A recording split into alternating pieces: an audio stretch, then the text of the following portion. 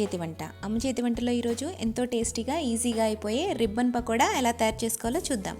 ముందుగా ఒక mixing bowl తీసుకుని అందులో 2 కప్పుల వరిపిండిని యాడ్ చేసుకోండి. అలాగే 1 కప్పు శనగపిండిని యాడ్ చేసుకోండి.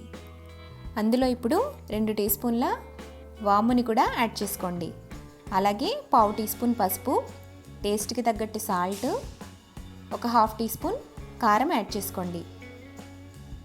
కారం మీకు ఎక్కువ కావాలనుకుంటే మరికొద్దిగా యాడ్ చేసుకోండి, సరిపోతుంది అనుకుంటే 1/2 టీ స్పూన్ సరిపోతుంది. ఇప్పుడు ఉండలు లేకుండా మొత్తం పొడి పొడిగా కలుపుకోండి. అందులో 2 టేబుల్ స్పూన్ల మరిగించిన ఆయిల్ని యాడ్ చేయండి. ఇలా ఆయిల్ని యాడ్ చేయడం వల్ల రిబ్బన్ పకోడా క్రిస్పీగా టేస్టీగా వస్తాయి. ఇప్పుడు అందులో కొద్దిగా వాటర్ని యాడ్ చేసుకుంటూ జంతికల పిండిలా కలుపుకోండి. ఈ వీడియోలో చూపిస్తున్న విధంగా గట్టిగా కాకుండా మెత్తగా కాకుండా ఈ కన్సిస్టెన్సీలో కలుపుకొని తడిగుడ్డని వేసి ఒక 10 నిమిషాల పాటు నాననివ్వండి. ఇప్పుడు జంతికల గొట్టం తీసుకుని ఈ విధంగా రిబ్బన్ పకోడా వచ్చే ప్లేట్ని తీసుకుని అరేంజ్ చేసుకోండి.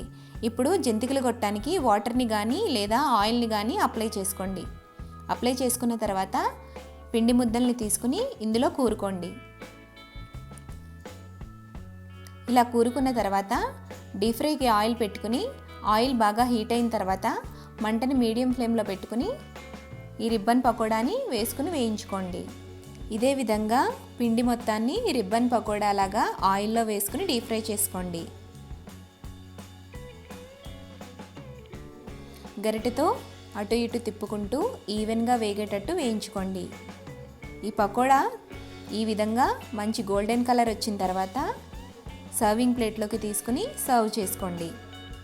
అంతే, ఎంతో టేస్టీగా ఉండే ఈజీగా అయిపోయే రిబ్బన్ పకోడా రెడీ.